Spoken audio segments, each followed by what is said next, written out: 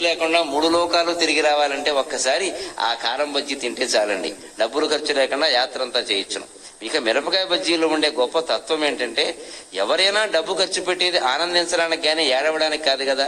కానీ మిరపకాయ బజ్జీ మాత్రం ధనము వెచ్చించి కన్నీళ్లు కొనగజేయు మిరప బజ్జీల రుచినినే మరువలేను. డబ్బిచ్చి కొని తిని ఏడుస్తాం. ఆ తత్వం ఏమిటో, ఆ రహస్యం ఏమిటో. ధనము వెచ్చించి కన్నీళ్లు కొనగజేయు మిరప బజ్జీల రుచినినే మరువలేను. అయితే ఎన్ని తినాలయ్యా?